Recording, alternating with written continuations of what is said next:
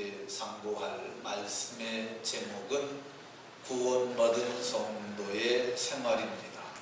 한번 따라 하십시다. 구원받은 성도의 생활. 옆 사람과 서로 인사하면서 이렇게 서로에게 복을 빌어줍니다. 믿음으로 구원을 받았으니 믿음으로 사는 사람이 됩시다.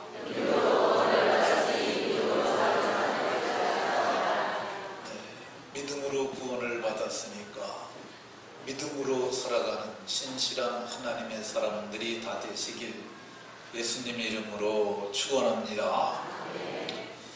우리가 지난 주간에는 구원받은 사람이라는 제목으로 말씀을 상고했습니다.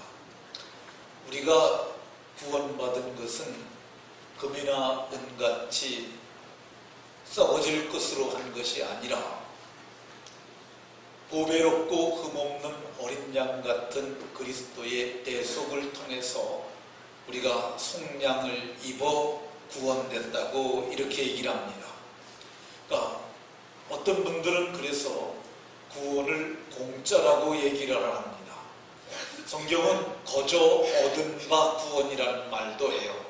그러나 거저라는 말은, 공짜라는 말은 우리가 값을 내지 않았을 뿐이지 값을 내신 분이 분명히 있다는 얘기입니다.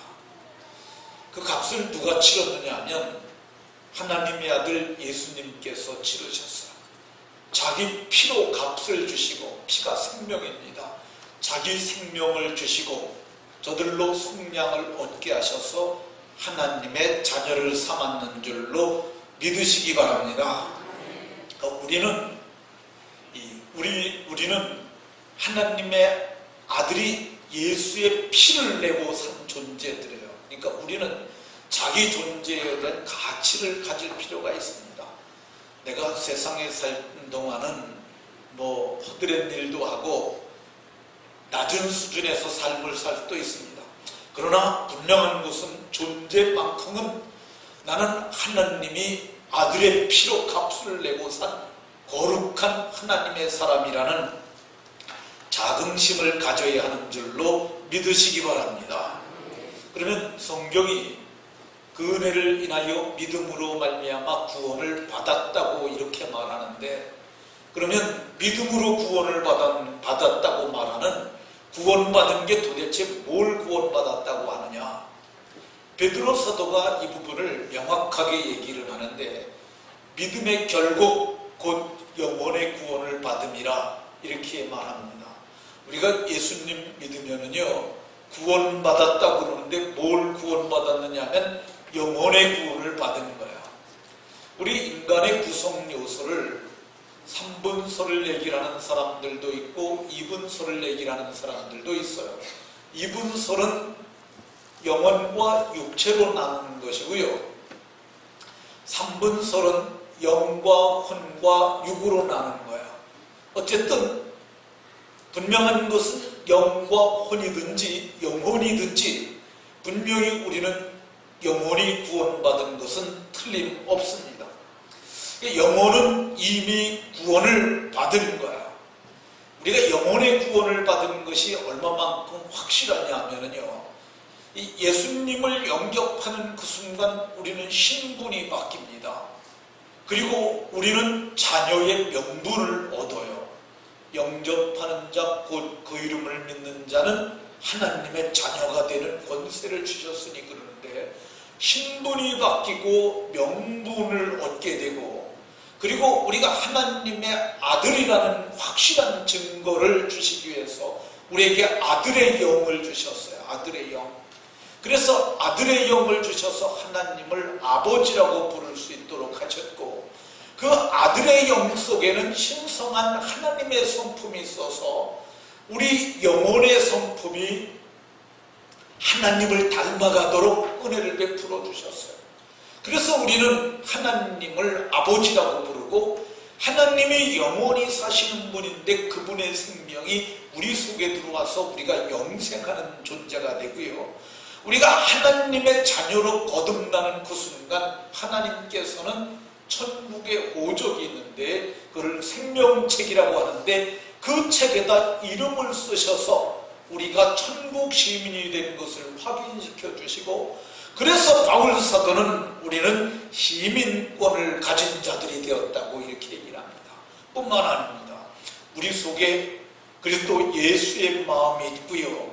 우리 속에 이제 마음의 생각까지도 새롭게 해서 지식에까지 새롭게 하심을 받은 새 사람, 새 생명의 사람이 되게 하셨고, 하나님께서 우리를 하나님의 것이라고 도장을 쳐주셨어요. 그 인치시일 뿐만 아니라 하나님이 보증으로 우리에게 성령까지 주셨다고 성경이 이렇게 말합니다. 그러니까 우리 안에 계신 성령이 내가 구원받았고, 그래서 마지막 날에 마귀가 우리를 참수해서 지옥에 끌고 가려 할지라도 성령이 우리를 보증해서 영광스러운 나라에 들어가게 하신다는 것, 이것이 우리가 얻은 구원이고 복음인 줄로 믿으시기 바랍니다. 우리가 이렇게 영혼의 구원을 받았지만 그러나 아직 육체는 구원을 받지 못했어요. 제 몸이나 여러분 몸이나 그래서 병들 수 있습니다. 그래서 아플 수 있습니다. 그래서 늙을 수 있습니다. 그래서 바울 사도는 우리의 몸을 썩을 몸이고 죽을 몸이고 멸할 몸이라고 이렇게 얘기를 했어요. 우리는 이미 구원을 받았지만 아직 구원에 그래서 온전히 이루는 전인적 구원은 이루지 못했어요. 그 마지막에 전인적 구원이 이루어지는 날에 대해서 예수님이 말씀하시길, 마지막 날에 아들의 음성을 들을 때가 오는데 곧 이때라. 죽은 자들이 살아나게 되는데 그때 우리는 생명의 부활을 할 뿐만 아니라 바울 사도는 빌립보서 3장에서 그분의 영광의 몸의 형체와 같이, 그분의 몸의 영광의 몸의 형체와 같이 영광의 몸으로 변할 때 우리의 구원이 완성될 것이라고 이렇게 얘기를 합니다. 그래서 우리는 이미 영혼의 구원은 받았지만 육체는 아직 구원받지 못한, 그래서 구원의 여정이 있기 때문에 바울 사도께서는 너희가 복종하여 두렵고 떨림으로 너희의 구원을 이루어가라 이렇게 얘기를 합니다. 그래서 구원을 이루어가는데 어떻게 구원을 이루어가느냐? 믿음으로 살아야 합니다. 믿음으로 살아야 온전한 구원을 이룰 수 있기 때문인 줄로 믿으시기 바랍니다. 우리가 믿음으로 살아야 하는 이유는 우리가 이미 구원을 받았기 때문에 마귀가 우는 사자처럼 우리를 삼키려고 덤비기 때문에 우리는 마귀와 싸워야 하는데, 성경은 마귀와 피 흘리기까지 싸워야 한다고 이렇게 얘기를 합니다. 그러니까 우리는 구원받는 그 순간 전쟁의 대상이 생긴 거야. 예수 믿고 사는 삶은 영혼의 구원을 받았기 때문에 영적 전쟁을 치며 날마다 살아야 하는 줄로 깨달으시기 바랍니다. 미국에 있었던 일인데요. 어떤 흑인 하인을 둔 백인 주인이 흑인 노예를 데리고 사냥을 가게 되었다고 합니다. 근데 흑인 노예는 예수를 믿는 사람이고 백인 주인은 믿지 않는 사람이었어요. 마상에서 마차를 타고 가면서 얘기를 합니다. 주인이 너 예수 믿는다며? 예, 저 예수 믿습니다. 근데 너 예수 믿으면 예수님이 도와주셔서 잘 돼야 되는데 나는 이렇게 잘 되는데 넌 사는 날마다 고생이 아니냐? 그 이유가 뭐냐? 그랬더니 말을 몰던 흑인 마부가 이렇게 말했다고 그래요.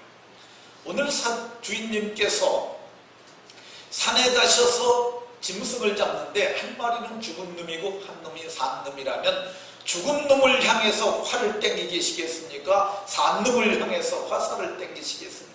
아, 그야 나는 산 놈을 땡기지. 마찬가지입니다.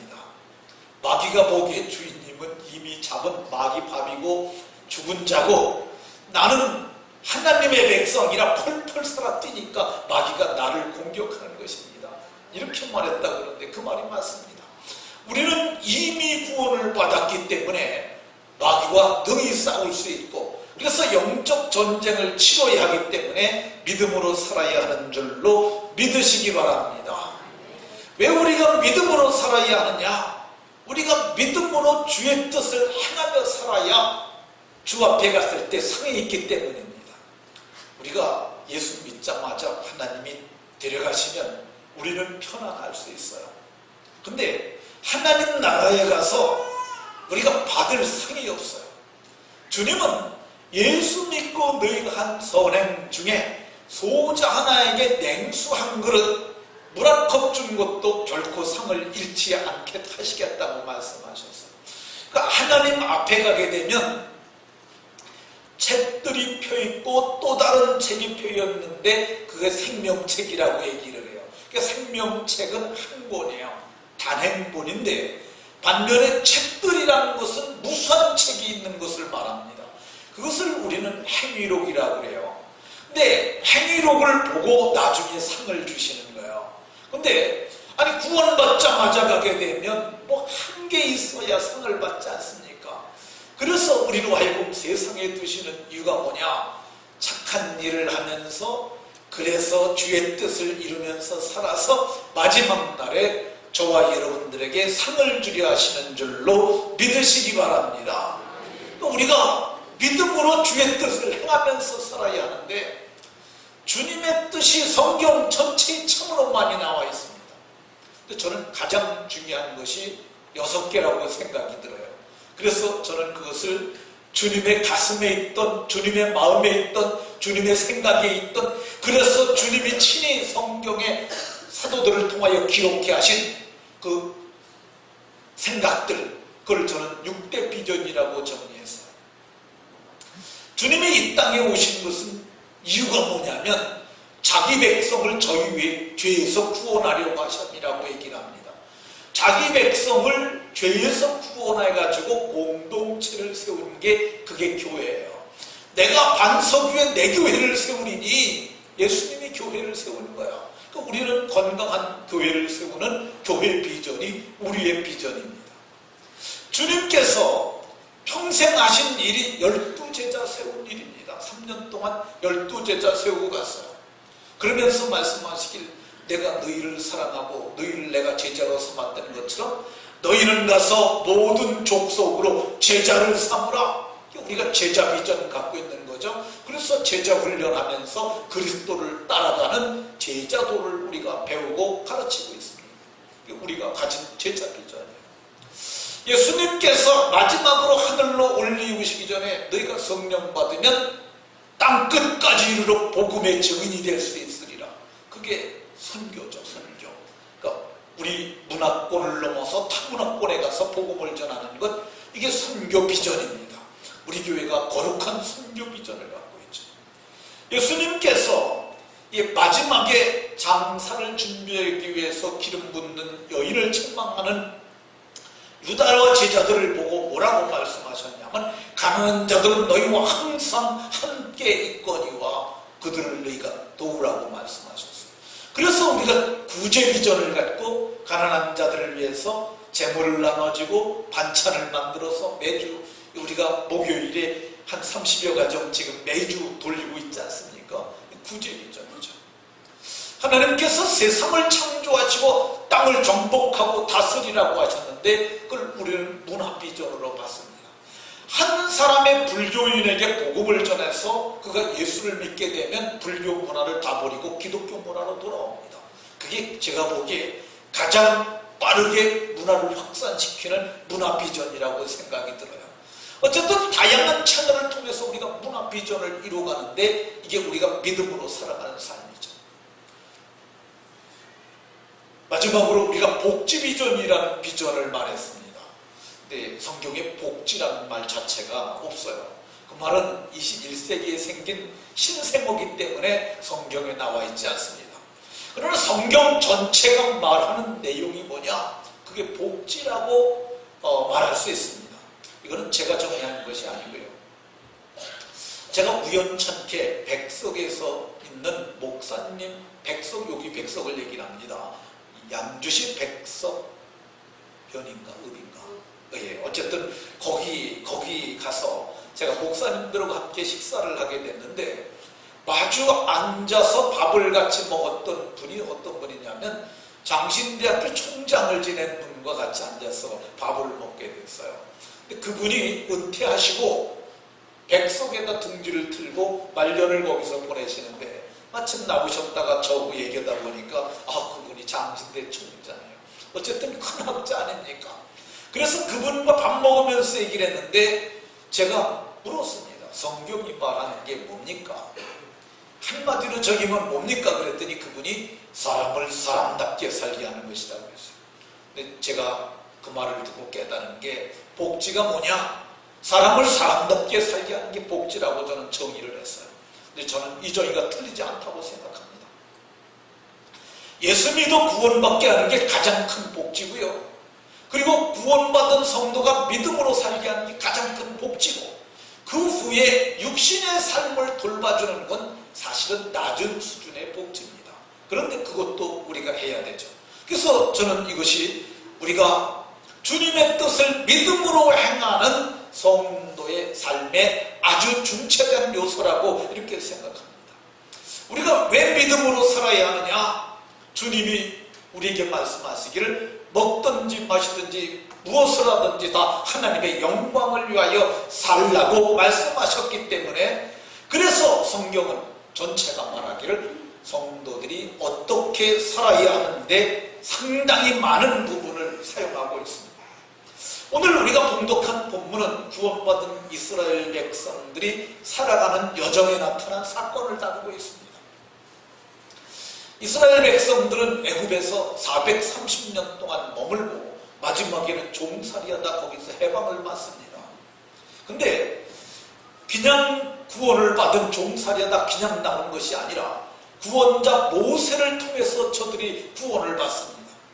마지막 구원을 받는데 그냥 구원받는 것이 아니라 이사야서에서는 애굽을 속량주고 너희를 구원했다 그러는데 구원받는 그날 저들이 양의 피를 문설주, 양쪽에 있는 기둥을 문설주라 그러고 위에 있는 것을 인방이라고 그러는데 양의 피를 문설주와 인방에 바르고 그날 애굽은 심판을 받고 이스라엘은 구원을 받습니다.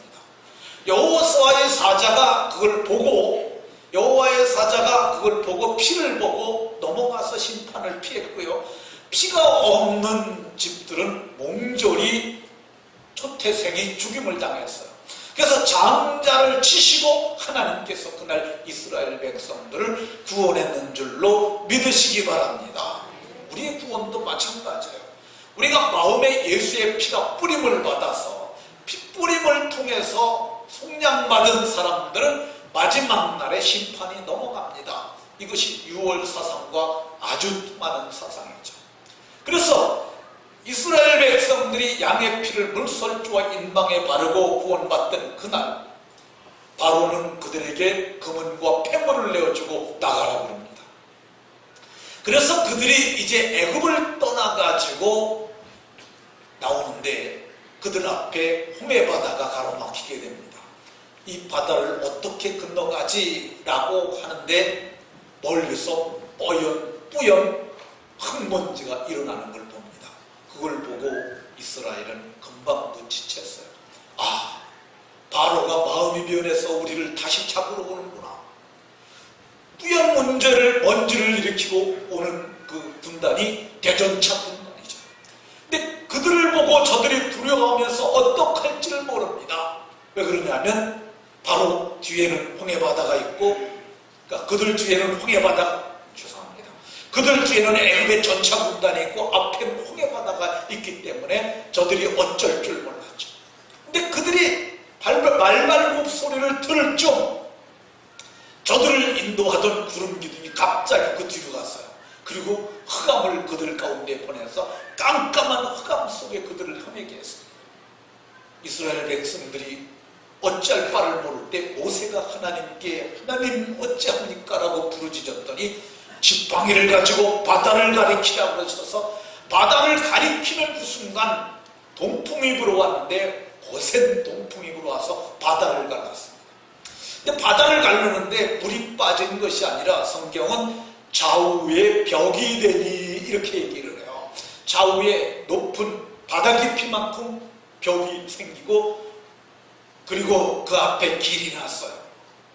근데 그 길에 뜨거운 동풍이 들어오더니 그걸 갖다 뻘밭을 갖다 드라이처럼 뜨거운 그게 들어와서 말려버려서 아스팔트 같은 뻘밭을 만드는 겁니다. 하나님께서 이스라엘 백성들을 이끌고 건너가라고 모세에게 말씀하셨습니다. 이스라엘 백성들이 마른 땅을 오늘 성경에 말한 것처럼 19절에 마른 땅으로 지나간지라, 마른 땅으로 거기를 지나서 거의 건너갈 적 이스라엘과 애굽을 가로막고 있던 구름 기둥이 이스라엘 백성들 앞으로 이동을 했어요. 바로가 보니까 노예는 재산 아니니까 저들이 물을 길었고 장작을 폈고 국고성 비동과 나암셋을 건축하기 위한 흑벽돌을 찍었고 그리고 그것을 갖다 구워서 성을 쌓던 저들이 지금 도망가고 있으니까 저들을 잡으러 들어가야 된다고 추격해 들어가라. 그래서 애굽의 최강의 군대가 홍해바다를 뛰어듭니다. 그래서 거진 다 이스라엘 백성들에게 도달할 즉 이상한 일이 생겼어요. 갑자기 그 뻘뻘이 아스팔트와 같던 것들이 다시 물 밑으로 물이 흐르면서 뻘로 변해버리는 거야. 그 애굽의 전차도 빠졌고 애굽의 말들도 빠졌고 거기서 내리던 걸어다니던 보병들도 다리가 빠져서 어쩔 줄 몰라 할 때 이스라엘 백성들은 몽졸이 해변 위에 올랐습니다. 그걸 바라보고 있을 때 하나님께서 지팡이를 다시 바다를 향하여 가르치라. 모세가 가르치는 그 순간 어떤 일이 일어났느냐 하면요, 오늘 19절에는 이렇게 얘기를 해요. 여호와께서 바닷물을 그들 위에 되돌려 흐르게 하셨으나 바닷물을 되돌려 흐르게 하셔서 그들이 바닷물이 엄몰하여 몽졸이 죽임을 당하게 되었다고 성경이 이렇게 얘기를 해요. 그래서 그들은 심판을 받고 이스라엘 백성들은 구원을 받습니다. 이것이 이스라엘의 구원사입니다. 우리가 분명히 알아야 될 것 하나 있는데 구원은 단번에 받는 거예요. 그러니까 예수님도 단번에 죽으심으로 성경이 말하기를 그분이 단번에 피 흘려 죽으심으로 말미암아 우리가 거룩함을 얻었다고 얘기를 하고 양의 피나 염소의 피로 하지 아니하고 자기 피로 영원한 속죄를 단번에 이루심으로 단번에 구원받은 거예요. 우리가 세례도 한 번만 받지 않습니까? 그게 구원받은 거예요. 그게 구원받은 자들이 그들의 애굽의 용사들의 시체를 바닷가에서 보게 됐습니다. 저들이 세계 최강의 군대 아닙니까? 근데 세계 최강의 군대가 갑옷을 입고 무장한 채였지만은 시체가 되어 있는 것을 보면서 저들이 이제는 우리에게 더 이상 노동을 시키지도 못하고 우리에게 명령하지도 못하고 우리는 저들과는 이제 상관없는 다른 백성이 되었다고 안도하자 저들에게서 감격이 생겨나기 시작했어. 바다를 가르시고 우리를 건져주신 그 하나님. 그래서 모세와 이스라엘 백성들이 우리 15장 보고 있는데 1절에 그렇게 말합니다. 모세와 이스라엘 자손이 노래로 여호와께 노래하는데 말과 그 튼자를 던지셨으며 이게 찬송입니다. 찬송은 누가 할 수 있는 거냐면요, 세상 사람들은 찬송할 수 없습니다. 부르라고 해도 부를 수가 없고 뜻도 모르고 의미도 모르고 재미도 없어서 저들은 절대 찬송만 못 부릅니다. 그런데 구원받은 사람들은 구원받자마자 찬송이 입에서 나오게 하고 부를 수 있는 줄로 믿으시기 바랍니다. 모세와 이스라엘 백성들 남자들이 찬양을 했는데 그걸 보고 있던 미리암이라고 하는 아론의 누이가 작은 북을 들고 나와서 춤을 치면서 찬양을 하기 시작했어요. 그 모습을 보고 있던 이스라엘 여인네들이 모두가 다 북을 들고 나왔어요. 근데 사실 집집마다 북 있는 집이 몇 집이나 됐겠어요. 어쨌든 소리나는 두들기를 말한 것들은 다 들고 나와서 저들이 하나님께 찬양을 했어요. 저들이 자발적으로 찬양했어요. 강제로 찬양한 게 아니에요. 그러니까 구원받은 사람들은 자발적으로 찬양할 수 있고요. 구원받은 사람들은 기뻐 춤을 추면서 찬양했고 그분의 속성을 노래했어요.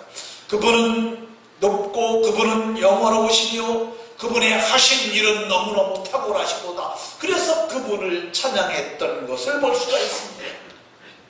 우리도 구원받고 잠자리에 누워서 구원받은 은혜를 생각하며 하나님이 나를 지옥과 사망에서 건져서 영원한 지옥불에 건져서 사랑하는 아들의 나라로 나를 옮기셨으니 내가 잠깐 후에 육체를 벗으면 장막지김이 무너지면 나도 그 나라에 들어가겠구나. 이런 생각을 우리도 하면서 하나님 감사합니다 할 수 있지 않습니까?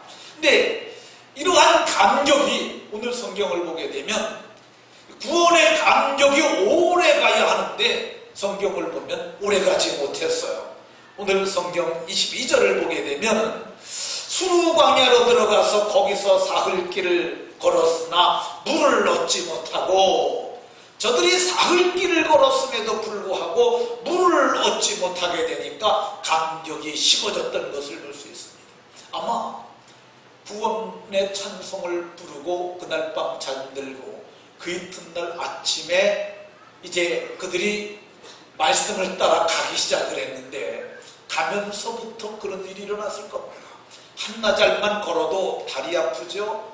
또 발에 물집 생기죠. 어른들은 그렇다고 쳐도 애들이 얼마나 힘들어했겠어요.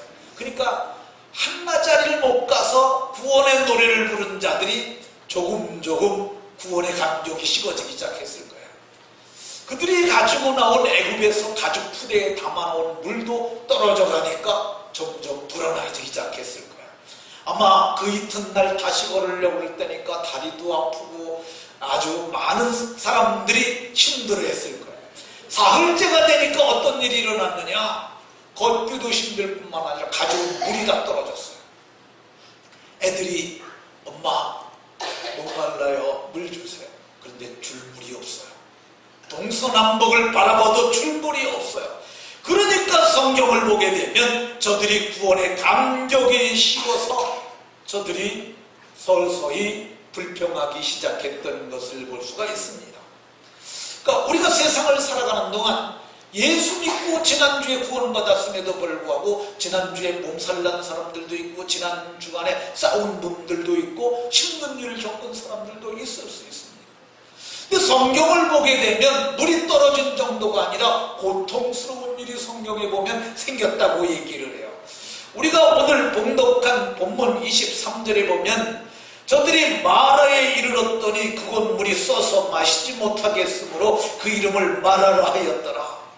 은혜와 감격이 사흘이 지나니까 사흘 뒤에 아주 힘든 일을 생기니까 저들이 써서 마시지 못하겠으므로 원망까지 했다고 얘기를 해요.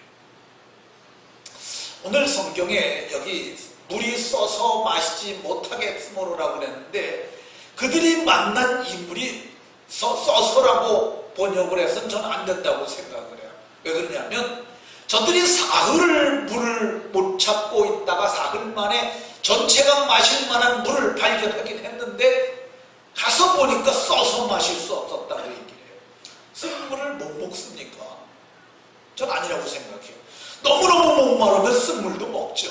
왜 쓴 물을 못 먹습니까? 쓴 물을 먹어요. 쓴 약들도 다 먹잖아요. 근데 이게 마라라는 단어가 이게 저는 쓰다고 번역하면 안 된다고 생각을 해요. 이건 고통이라고 번역해야 합니다.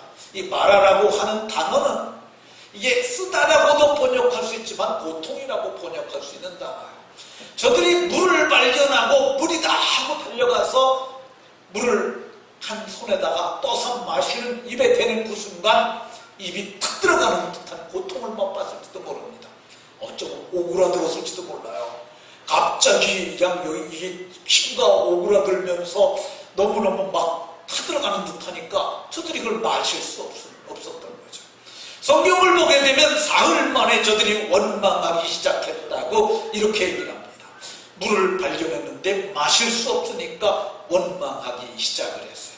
그러면 저들은 원망을 했는데 우리가 구원받고 믿음으로 삶을 사는데 이런 고통스러운 일이 당할 때 우리는 어떻게 해야 할까? 어떻게 해야 하겠습니까? 바울 사도가 고린도전서 10장에서 얘기를 합니다. 너희가 구름과 바다에 속하여 세례를 받고 너희가 신령한 음식을 먹고 신령한 음료를 마셨음에도 불구하고 너희가 해서는 안 될 세 가지를 했다는 거야. 세 가지. 그게 뭐냐면은 8절에는 음행을 하다가 23,000명이나 죽었으니 구원받은 사람들이 음행하면 안 되고요. 구원받은 자들이 주를 시험하다가 뱀에게 멸망하였나니 시험하면 안 되고요. 세 번째 10절에 어떤 사람들이 원망하다가 멸망시키는 자들에게 멸망하였나니 원망하면 안 됩니다. 그러니까 왜 원망을 하면 안 되냐? 원망은 대책이 아니기 때문에 그렇습니다. 원망은 절대 대책이 되지 않습니다. 이 원망하는 그 순간 어떤 일이 일어나느냐면요, 내 속에서는 자책이 일어나요. 내가 내 발등 찍었지 저 인간을 믿고, 그러는 그 순간 자책이 일어나고, 내가 원망을 하는 그 순간 내 말이 비수가 돼서 그 사람의 심장에 가서 막히게 됩니다. 그러니까 원망하는 그 순간 전쟁이 일어나기 시작하는 거죠. 원망은 그래서 마귀를 불러들이는 거예요. 마귀를 분쟁케 하는 놈이거든요. 그러니까 내가 원망하는 그 순간 내 속에서도 일어나고 그쪽에서도 일어나가지고, 여러분 자식이 여러분에게 원망해보세요. 얼마나 속상합니까? 그래서 전쟁이 일어나는 거죠. 부부지간에도 그러하고. 그러니까 성경은 말하기를 너희가 구원받은 성도들이 세상 살아가는 동안 어떠한 일을 당해도 원망하지 말라고 얘기를 합니다. 여러분들 원망하지 마시기 바랍니다. 원망은 절대 대책이 아니에요. 여러분 한번 생각을 했어요. 해보세요. 내가 원망했더니 그게 복이 됐더라. 그런 적이 있는가 한번 생각을 해보세요. 원망은 분노를 수반합니다. 내가 화를 냈더니 좋은 일이 생겼더라. 그런 지 있나 한번 생각을 해보십시오. 아내에게 화를 냈더니 아내가 너무너무 좋아하더라. 그런 적 경험해 보신 적이 있으세요? 우리 마누라는 내가 화내면 너무너무 좋아해. 그런 사람이 있습니까? 자식에게 그리해보세요. 아버지에게 그리해보세요. 누구에게 그리하더라도 결과는 좋은 결과는 한 번도 나올 수 없습니다. 저도 이거를 갖다 깨달은 지가 그리 오래되지가 않아요.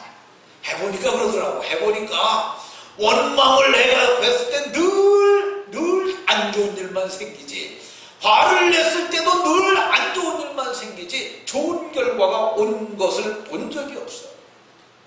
그러면 원망할 만큼 힘들고 답답하고 괴로운 일을 만났을 때 정말 물을 발견해서 그게 생명수인 줄 알고 마셨더니 그게 써서 그게 고통스러워서 마실 수 없는 한계 상황에 도달했을 때, 사흘 동안 찾았는데 물을 마침내 만나긴 했는데 마실 물이 없을 때 우리 어떻게 해야 될까? 우리가 세상을 살아가는 동안 마실 물이 없을 때 어떻게 해야 하느냐? 성경을 보면 모세만 제대로 답을 찾아갔습니다. 백성들은 원망하는데 모세는 원망하지 않았어요. 왜 원망했는지 않았는지 아십니까? 모세는 40년 전에 이미 애굽에서 나온 사람이에요. 그러니까 이미 40년 전에 나와가지고 광야에서 40년 동안 훈련을 받아서 원망하면 안 된다는 걸 알고 있었어요. 그 모세는 원망하지 않았어요.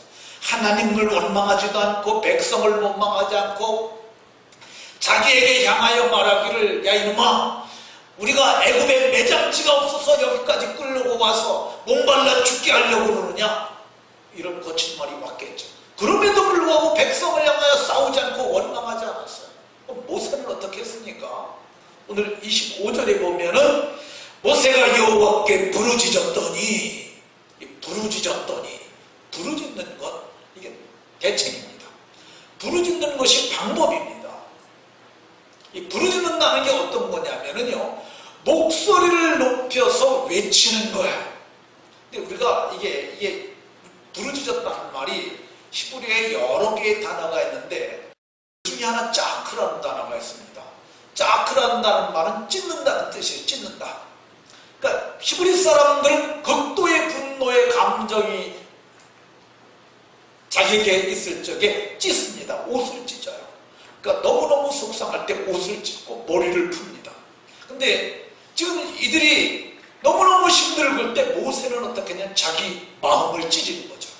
그러니까 마음을 찢게 되면 우리의 속마음이 나오는데, 속마음을 하늘에 계신 분이 들으라고 크게 외치는 것, 이게 짜크라고 할 수 있어요. 이게 부르짖는 것이라 할 수 있어요. 사람 앞에 오면 의미가 없습니다.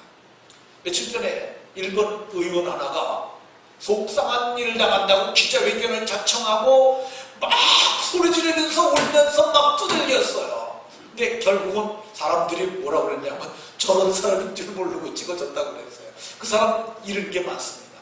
근데 우리도 사람 앞에 부르짖지 말고 누구에게 부르짖어야 되느냐? 하나님께 부르짖으면 대책이 되는 줄로 믿으시기 바랍니다.